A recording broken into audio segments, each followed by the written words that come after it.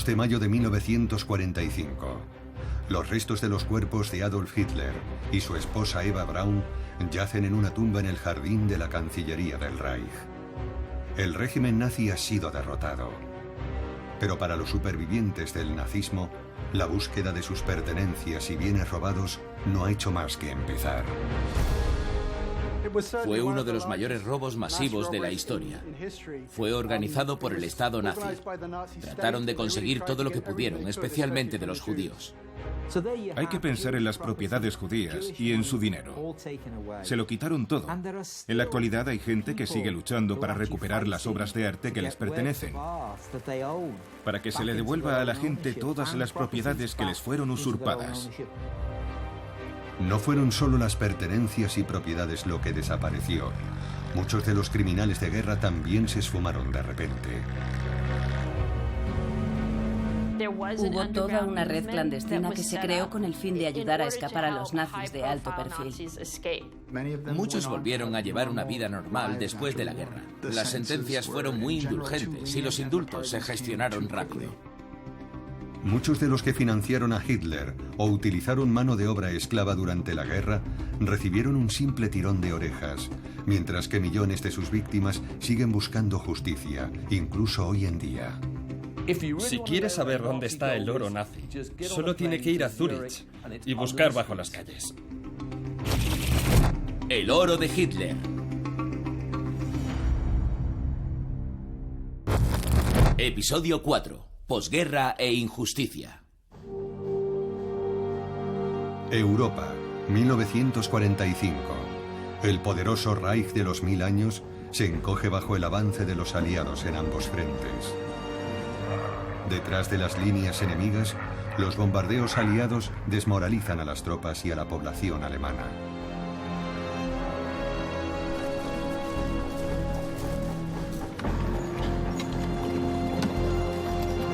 La demente obsesión de Adolf Hitler por la conquista y la dominación ha arrastrado a toda la nación a una pesadilla.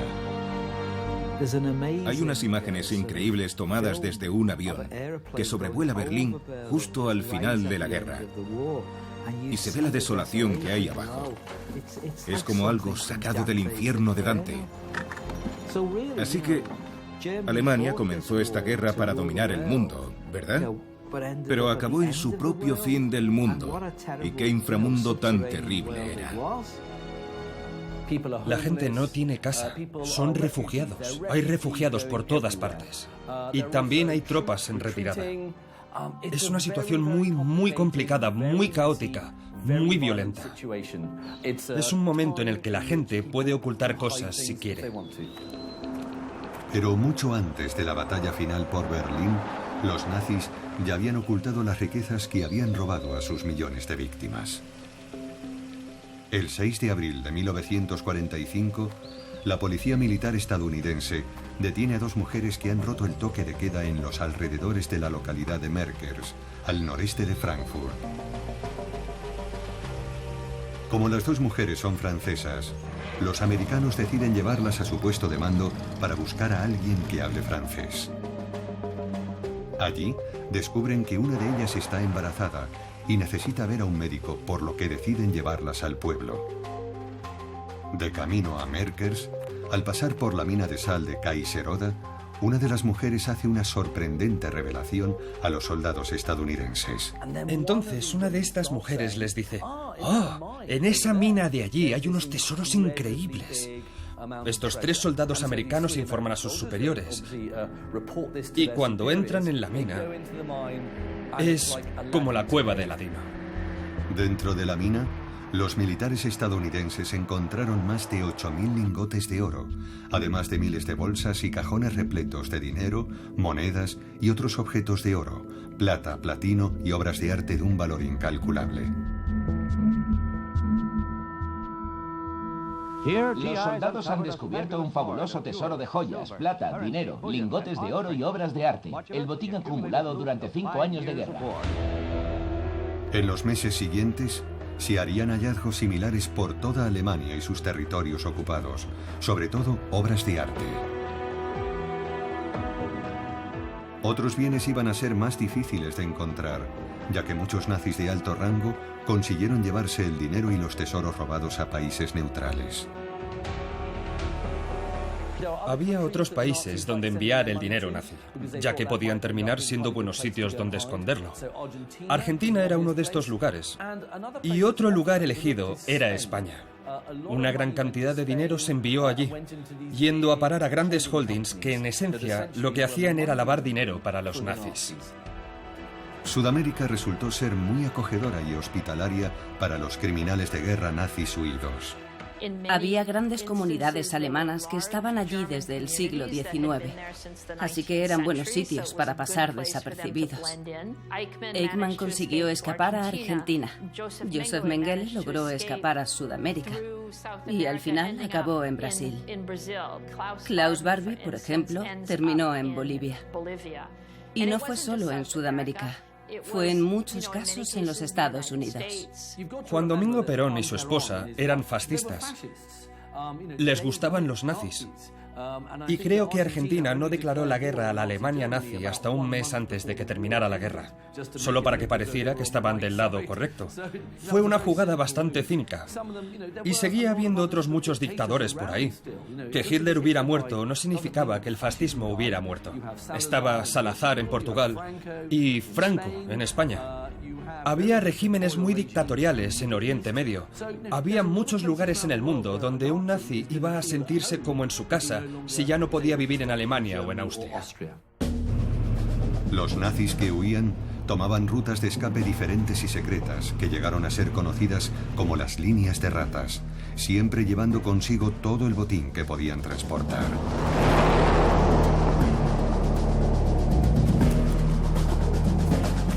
Algunos escaparon a través de Dinamarca, otros a través de España.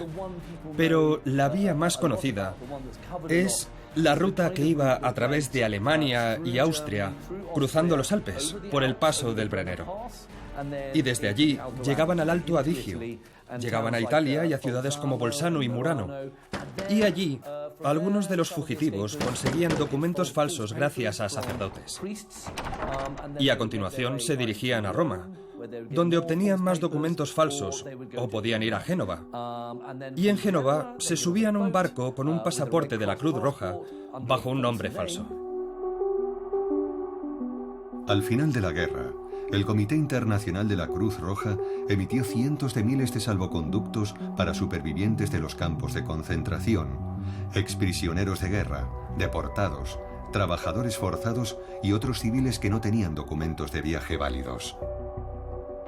En muchos casos, los criminales de guerra nazis robaron o falsificaron estos documentos para poder escapar. Incluso elementos corruptos del Vaticano conspiraron para redirigir estos salvoconductos de la Cruz Roja a los nazis que huían. Muchos nazis consiguieron desaparecer y se convirtieron en otras personas.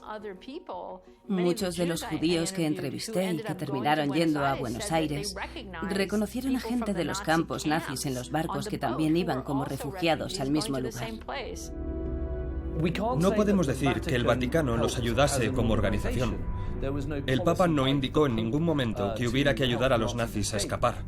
Pero sí hubo miembros del Vaticano y sacerdotes, e incluso un obispo llamado Luigi Judal, que ayudó activamente a fugitivos nazis a escapar facilitándoles documentación.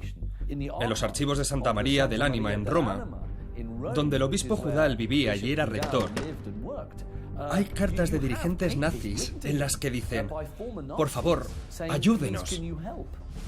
Se ha dicho que muchos de estos nazis fugados vivieron el resto de su vida protegidos y financiados por una organización secreta conocida como la Organización de los Antiguos Miembros de las SS u Odessa, y que esta organización se financiaba con lo que los nazis habían escondido en el extranjero. Hablé con un nazi, un hombre llamado Erich Priebke, que había sido encarcelado en Roma, hasta que murió no hace mucho. Me habló sobre su huida a Argentina y me dijo: no había ninguna Odessa y ojalá hubiera existido porque así habría tenido algo de dinero. Algunos de aquellos nazis llegaron a Argentina siendo bastante pobres y otros eran muy ricos. Eso nos indica que algunos de ellos se quedaron los tesoros y otros se quedaron sin nada. No todos los nazis iban a conseguir escapar. Muchos iban a enfrentarse a la justicia en Nuremberg, entre ellos algunos que habían participado en la financiación del imperio criminal de Hitler. Pero ¿estaban allí todos los que debían ser juzgados? ¿Y cómo iban a acometer los aliados la tarea de juzgar unos crímenes tan atroces o de compensar a sus víctimas?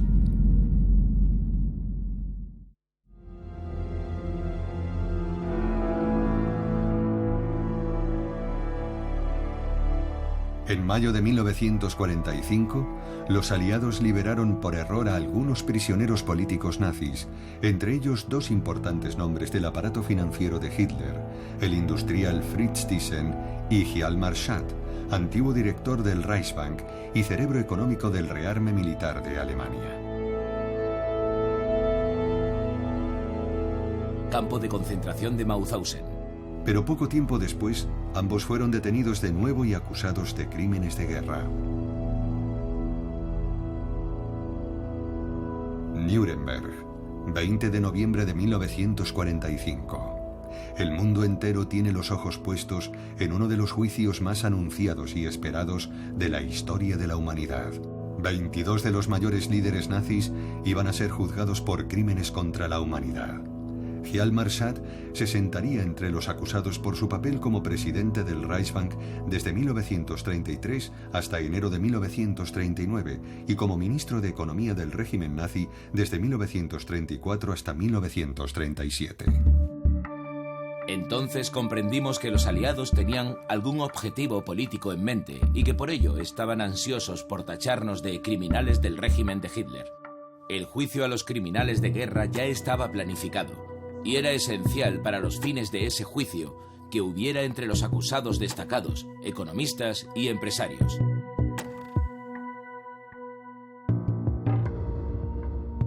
Se sospechaba que Schacht había facilitado la guerra de agresión de Hitler y había sobradas razones para suponerlo. Schacht había creado en principio la estructura financiera para el rearme y había reestructurado el comercio exterior alemán para ese fin. No se pudo demostrar su papel en la preparación de una guerra de agresión, ya que Schacht había sido destituido como ministro de Economía en el año 1939, antes del comienzo de la guerra, y no se le podía responsabilizar de las acciones posteriores del régimen. Schacht sería absuelto, y en su lugar, su sucesor como presidente del Reichsbank, Walter Funk, fue condenado a cadena perpetua por la financiación y ejecución de los planes de guerra de Hitler.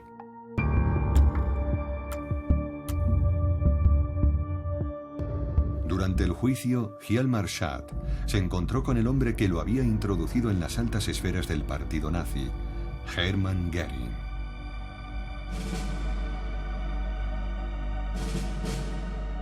En 1936, estos antiguos amigos se habían convertido en feroces rivales cuando Hitler eligió a Göring para dirigir el segundo plan económico cuatrienal. Su rivalidad acabaría con la dimisión de Schacht como ministro de Economía y su destitución como presidente del Reichsbank. Al final de la guerra, Göring, como Schacht, había perdido el favor del Führer y se había abandonado a sus adicciones a las drogas y otros excesos. En la cárcel en Nuremberg, Göring se desintoxicó de las drogas y disfrutó de su papel de líder nazi de mayor rango. Personalmente siempre había considerado a Göring como el peor de los acusados, debido a su origen acomodado y a su posición privilegiada.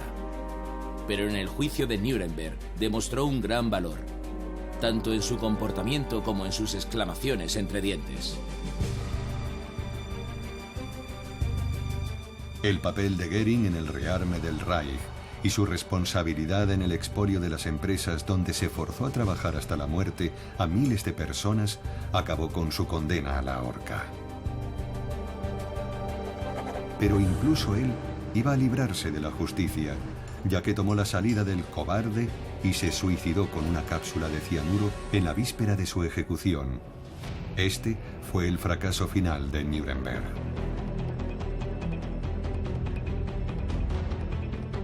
Mi punto de vista sobre los juicios de Nuremberg es que trataron de limitarlos todo lo que pudieron. Quiero decir que al final eligieron a 22 nazis importantes. Pero en realidad había más de 22 nazis influyentes. Había 42 líderes de zona, por ejemplo.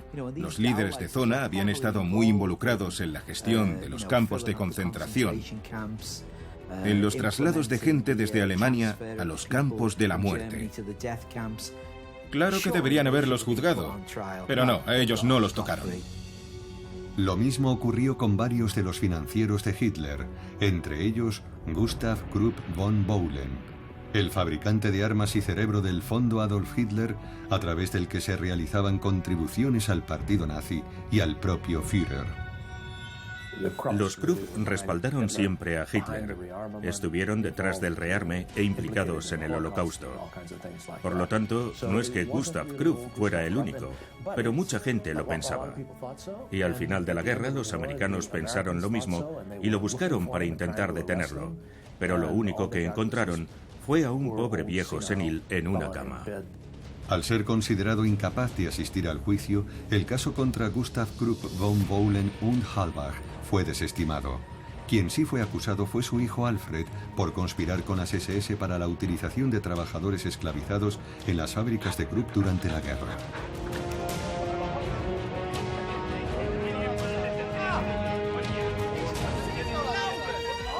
Entre el 9 de diciembre de 1946 y el 13 de abril de 1949, los aliados llevaron a cabo 12 juicios más en Nuremberg, en los que se procesó a los industriales alemanes por su colaboración con los nazis.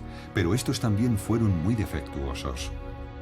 También se llevaron a cabo grandes juicios en Nuremberg contra los industriales alemanes. En uno de ellos se juzgó a la dirección de IG Farben. Hubo otro proceso contra Gustav Krupp y su hijo, y otro más en el que fue condenado un director del Dresdner Bank, Karasi. Está claro que lo que les interesaba a los americanos era purgar la élite económica alemana de antiguos nacionalsocialistas activos y aplastar los centros de poder de la industria alemana con una capacidad potencial de apoyar un golpe de Estado, los grandes trusts y corporaciones. Entre los juicios más destacados está el de Oswald Pohl, jefe de la Administración Central Económica y Administrativa de las SS, que coordinaba el funcionamiento de los campos de concentración, el suministro de mano de obra esclava y el saqueo de las propiedades de las víctimas. El tribunal condenó a Pohl y a 3 subordinados a la pena de muerte, mientras que otros 11 recibieron penas de entre 10 años y cadena perpetua. Solamente Pohl sería ejecutado. Los demás vieron sus sentencias conmutadas o incluso anuladas por completo. No fue el caso del desafortunado Pohl, que fue ahorcado el 7 de junio de 1951. Fue una de las últimas personas ahorcadas como resultado de los juicios de Nuremberg. Después de aquello, los aliados adoptaron una política más indulgente y tolerante. Así que en realidad no se castigó a muchos altos cargos de las SS después de la guerra. El primer industrial sometido a un juicio exclusivo fue el magnate del carbón y el acero Friedrich Flick. El 19 de abril de 1947 fue acusado de crímenes de guerra y crímenes contra la humanidad por el uso de mano de obra esclava, junto con el robo de recursos en los territorios ocupados.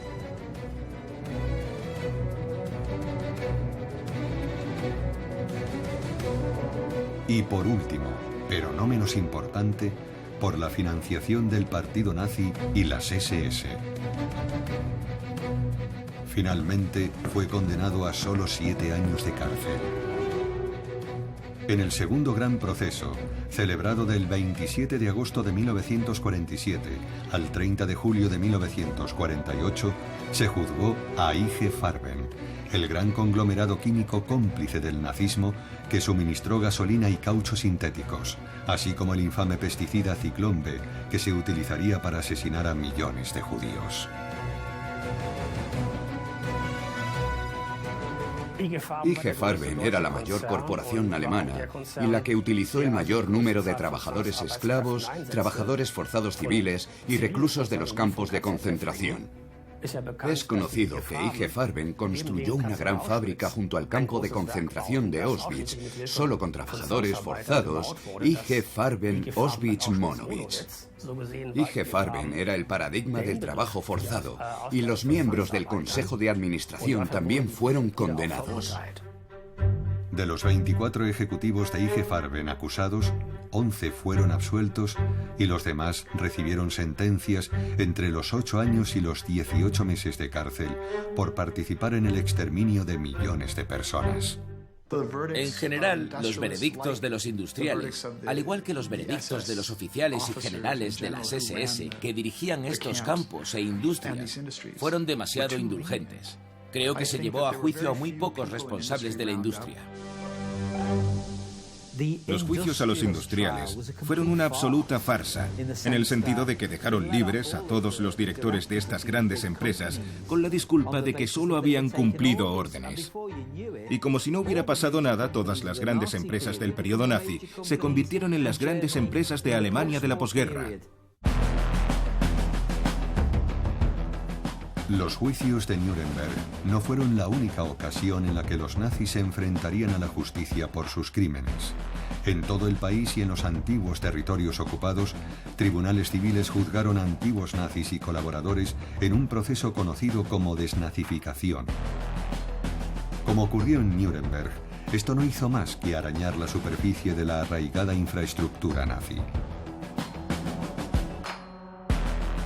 Los aliados acordaron desnazificar al pueblo alemán y apartar a todos los antiguos nacionalsocialistas no solo de la dirección del Estado, la administración pública y la judicatura, sino también de la dirección de la economía. Los estadounidenses ya habían elaborado listas de empresarios y miembros de consejos de administración alemanes a los que querían interrogar y luego, si correspondía, detenerlos. Y así lo hicieron. Si tenemos en cuenta el proceso de desnazificación y las consecuencias para los socios y financieros de Adolf Hitler, encontramos una serie de casos de una indulgencia chocante. Max Hamann, el director del imperio editorial que hizo de Hitler uno de los hombres más ricos del mundo, fue condenado a 10 años de trabajos forzados.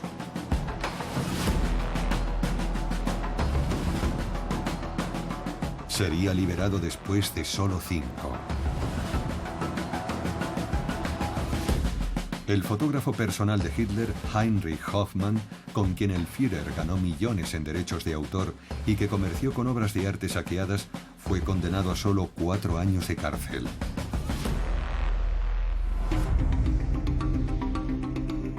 Es indignante cuando lo piensas un poco, y el número de personas que respondieron ante la justicia no fue grande. Se dijo entonces que el programa de desnazificación era lo que llamaban un certificado Persil. Porque lo que ocurría era que 3 personas decían que eras un nazi, pero si tú tenías a 3 o 4 personas más que pensaban que no lo eras, eras indultado. Lo llamaban el certificado Persil porque Persil era un jabón en polvo que decían que lavaba más blanco. Y con este sistema se blanqueaba tu pasado fácilmente. Hoffmann se convirtió en un ejemplo del cinismo y la ineficacia con que las autoridades de posguerra llevaron a cabo la desnazificación. Poco antes de fallecer, a los 72 años, recuperaría una parte considerable de su colección de arte robado. Algo similar ocurrió con numerosos industriales y empresarios que apoyaron y financiaron el régimen nazi. A partir de 1947, se tomó la decisión de reconstruir la industria alemana a largo plazo.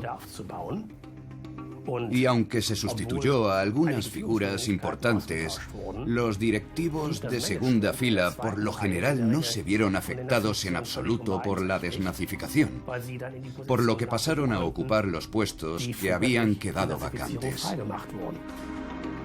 El 11 de septiembre de 1949, el presidente Harry S. Truman nombró a John J. McCloy alto comisionado de los Estados Unidos para la Alemania ocupada.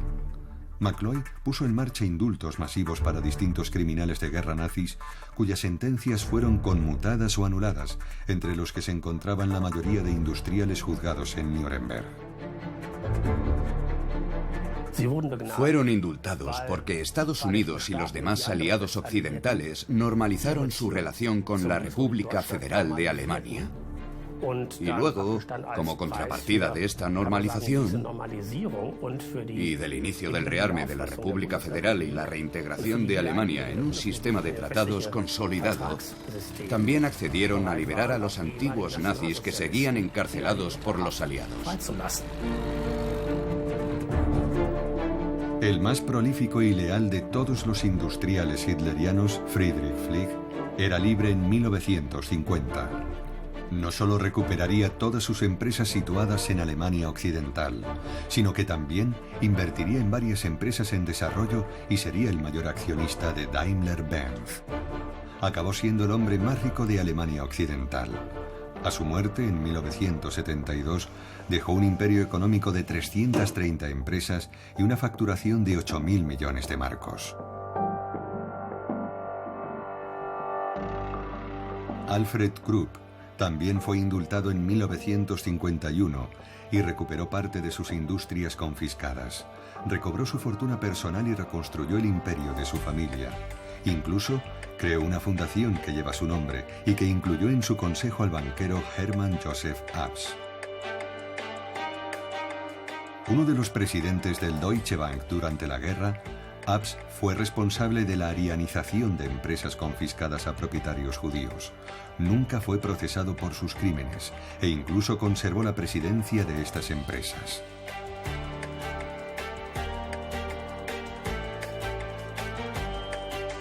El mayor escándalo fue que algunos de los condenados en el juicio de IG Farben fueron indultados por el alto comisionado McCloy. En 1950, Karl Krauk, presidente del Consejo de IG Farben, y Fritz Termier, cerebro de la creación del complejo industrial de Auschwitz, vieron reducidas sus condenas. Al año siguiente, los directores de la planta de Auschwitz, Otto Ambros y Walter Dürfeld, recibieron el perdón y sus condenas fueron de 8 años de cárcel.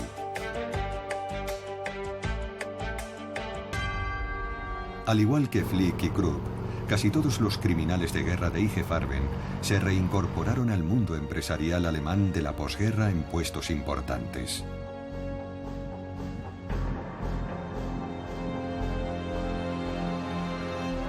Este es un aspecto terrible de la posguerra.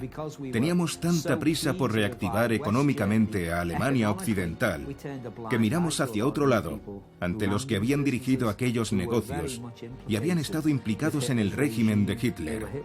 Esos hombres habían usado trabajo forzado y esclavo. Las filiales americanas en Alemania Opel GM y Ford Werk también habían usado mano de obra esclava en la guerra. Insistieron en que no habían tenido control de sus filiales alemanas. Ambas iban a hacer lo posible por conseguir los beneficios generados en Alemania durante ese periodo.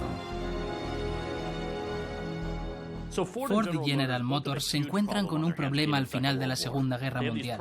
Tienen beneficios que se han acumulado en las plantas de Opel y Ford Werk en Alemania. Otro problema es que el marco alemán tiene un tipo de cambio muy desfavorable frente al dólar estadounidense. Entonces, ¿cómo pueden llevarse esos beneficios a Estados Unidos desde el punto de vista político o económico? En los años 50, tanto Ford como General Motors intentan repatriar sus beneficios, pero perdiendo dinero en el cambio. Además de embolsarse los beneficios de la guerra, ambas empresas reclaman compensaciones por los daños sufridos durante la guerra en sus fábricas alemanas. Pero con cinismo supremo, tanto Ford como General Motors pidieron al gobierno de los Estados Unidos compensaciones por daños de guerra en sus fábricas. Piden compensaciones por los daños que habían causado los aliados a sus empresas en el Tercer Reich. General Motors, de hecho, lo consigue.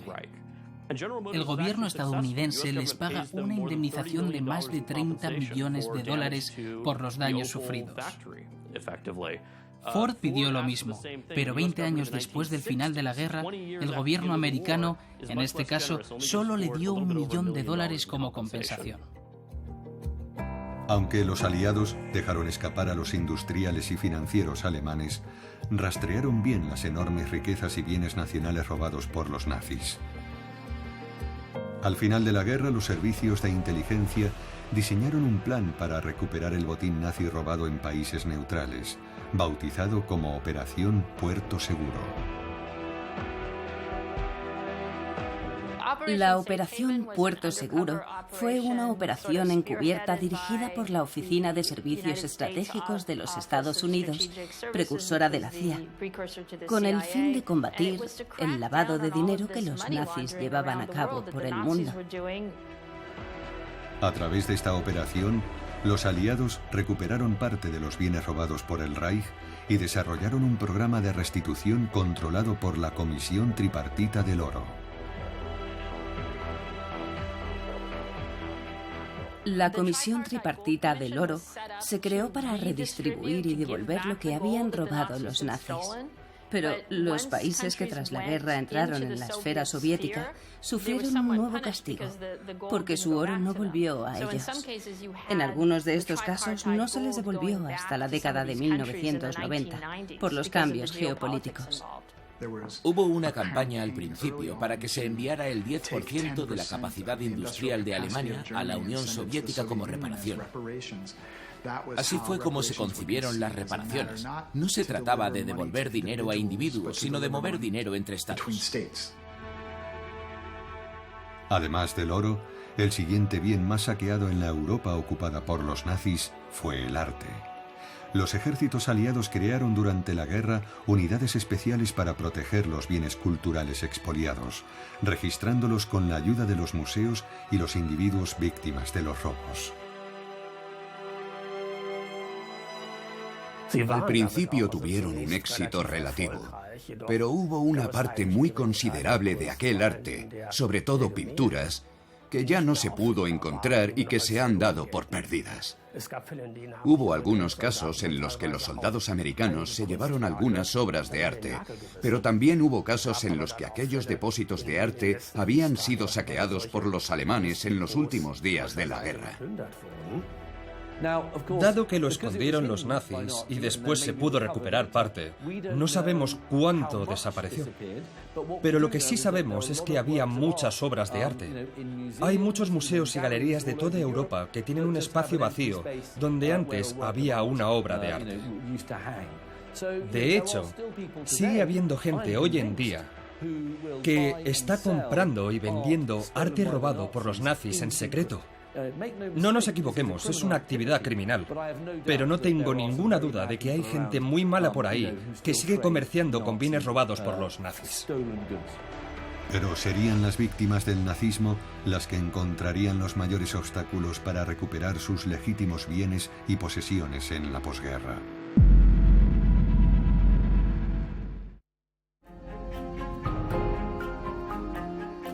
Muchos historiadores han intentado calcular el valor de los bienes, dinero y posesiones robados durante los 12 años de terror nazi. Aunque se ha recuperado una parte, aún falta mucho, lo que ha dado lugar a teorías conspirativas, búsquedas de tesoros e investigaciones sobre el oro nazi hasta el día de hoy. Todos hemos oído historias sobre el oro encontrado en el fondo del lago Toplitz, pero allí nunca se ha encontrado nada. También se habló de un tren cargado de oro, escondido bajo las montañas polacas. Una vez más, nunca se ha demostrado que sea cierto. Se han escrito muchas tonterías sobre el oro nazi, y la gente habla. Es algo muy propio de un thriller o de una película. Pero sospecho que debe haber, todavía, cierta cantidad de oro escondido. Y yo diría que si ese oro está en algún sitio, es debajo de las calles de Zúrich o Ginebra. Va a estar en un banco suizo. Suiza jugó un papel crucial en el saqueo de arte y posesiones durante la Segunda Guerra Mundial. El secreto del sistema bancario suizo permitió al régimen nazi blanquear gran parte del oro y divisas robados a sus víctimas. El 8 de marzo de 1945, los aliados acordaron con Suiza interrumpir el comercio y congelar los activos alemanes para devolver todo lo posible a sus legítimos propietarios. Pero no se podía identificar a los legítimos propietarios, ya que los nazis habían borrado bien sus huellas para impedir su identificación. Fue otra forma en que se protegieron los nazis, porque refundieron todo el oro y le pusieron el sello alemán a los lingotes.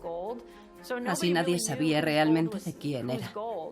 Al final de la guerra, cuando sus herederos trataron de reclamar, los bancos les pidieron un certificado de defunción que demostrase que los beneficiarios finales habían muerto. La respuesta solía ser: Auschwitz y Dachau no nos dan certificados de defunción. Así no había forma de probar la muerte. Y los banqueros suizos alegaban: vaya, pues lo sentimos, no podemos hacer nada por usted. Los demandantes lo tuvieron difícil para presionar a los bancos suizos a fin de que revelaran información sobre los bienes y activos recibidos durante la guerra.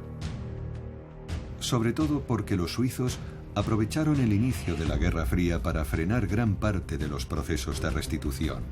Así que tenemos todas estas propiedades que en realidad pertenecen a otras personas y que nunca fueron repatriadas. Una vez más, ¿por qué? Es parte de esta psicosis de la Guerra Fría. No podemos sacar este tema en este momento. Ahí están esas propiedades judías, ese dinero, todo lo robado en ese periodo. Es un verdadero escándalo. Y es un escándalo que no fue reparado. No fue hecho en el periodo de la posguerra.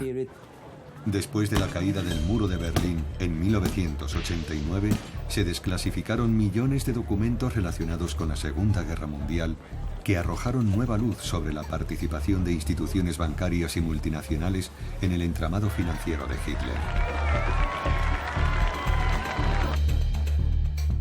No fue hasta más tarde, durante el mandato de Clinton, cuando hubo una iniciativa seria para que las industrias individuales pagaran reparaciones a las antiguas víctimas individuales que habían estado viviendo como supervivientes durante los últimos 20 o 30 años. Aún más tiempo cuando ocurrió esto, en los 90. Aquello fue el principio de una nueva fase. Estos documentos demuestran que la pretensión suiza de neutralidad en la Segunda Guerra Mundial fue una pura farsa. Los documentos también demuestran que estos envíos se llevaron a cabo en camiones que llevaban estampado el escudo suizo. En otras palabras, se utilizaron vehículos de transporte suizos y que los lingotes de oro estaban claramente identificados como procedentes de Alemania. Estas audiencias del Congreso de los Estados Unidos sirvieron de base para varias demandas presentadas por víctimas del nazismo que buscaban justicia. Organizaciones como el Congreso Judío Mundial y la Agencia para la Tierra de Israel apoyaron su causa.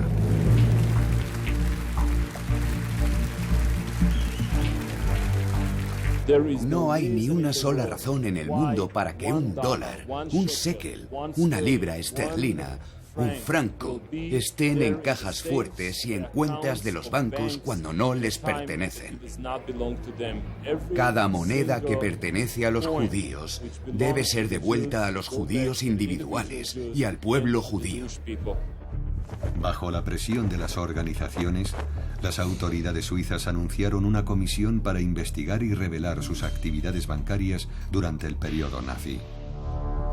Ahora queremos saber la verdad y actuar en consecuencia. Y si tenemos que levantar el secreto bancario para estos casos durante 5 años, lo haremos.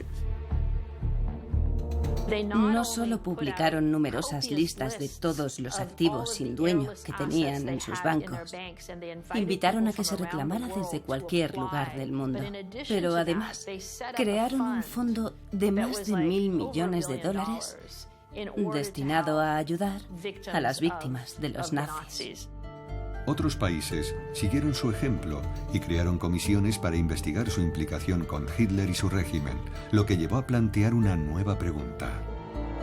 ¿Qué pasaba con los trabajadores esclavizados y forzados que fueron explotados por el régimen nazi y sus socios? ¿Qué compensación recibirían? En 1999, el canciller alemán anunció la creación de un fondo de compensación para las víctimas del trabajo esclavo.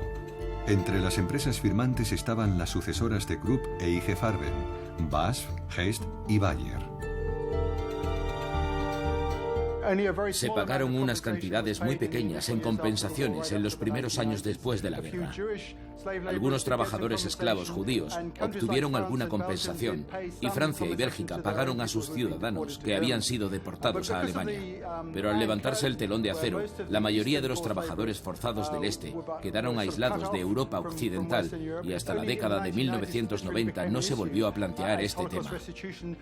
Fue entonces cuando se decidió, siempre por la presión de otros países, que el gobierno alemán y las empresas alemanas pagaran una compensación a todos los trabajadores forzados y esclavos del Este. Las empresas americanas cuyas filiales alemanas se beneficiaron de mano de obra esclava se verían obligadas a reconocer a sus víctimas y pagarles indemnizaciones.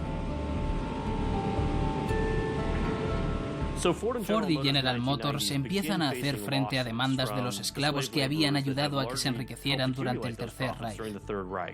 Se presentaron demandas en Estados Unidos en una acción colectiva contra esas empresas y los tribunales estadounidenses alegaron no tener jurisdicción sobre lo ocurrido durante el Tercer Reich. Pero gracias a esas demandas, tanto Ford como General Motors crearon fondos de compensación para ayudar a las víctimas del trabajo esclavo. Todavía queda la cuestión de si esos esfuerzos han sido suficientes, pero ha habido un reconocimiento sobre el tema. Hoy en día, mucha documentación sigue esperando a ser desclasificada.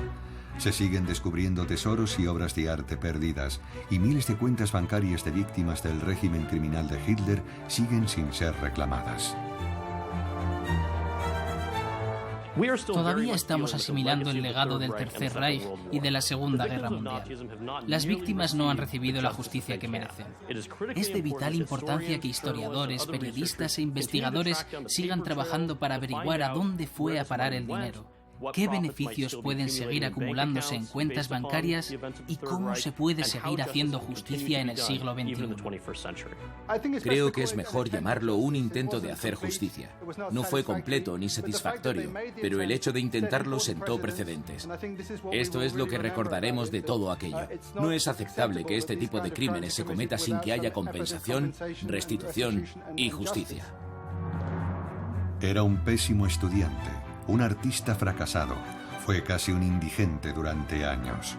Un cabo del ejército, amargado, que por un trágico azar del destino llegó al poder mediante la manipulación y el engaño para infligir miseria y muerte sobre millones de personas. Pero no lo hizo solo. Detrás de él hubo muchos que financiaron su ascenso al poder y se beneficiaron conscientemente del negocio de la guerra, del saqueo de todo un continente, del trabajo forzado y de la muerte de millones de inocentes. Adolf Hitler eligió la salida del cobarde, pero muchos de los que le ayudaron en el mayor expolio de la historia nunca llegaron a rendir cuentas. Es imposible hacer un cálculo real de cuánto robaron los nazis. ¿Qué se incluye en esa cifra? Se incluye el oro que robaron de los países ocupados, todos los activos que se llevaron a los bancos suizos, las propiedades que robaron, los negocios que robaron, el arte que saquearon. La lista es interminable. La verdad es que fue un robo terrible, que todavía, a día de hoy, estamos tratando de asimilar. ¿Hace que uno se sienta mejor o peor saber que tampoco fue tan rentable y que lo hicieron de todos modos? Si puedes entender eso, puedes entender el Tercer Reich. Si crees que solo se trataba de beneficios, nunca entenderás el Tercer Reich.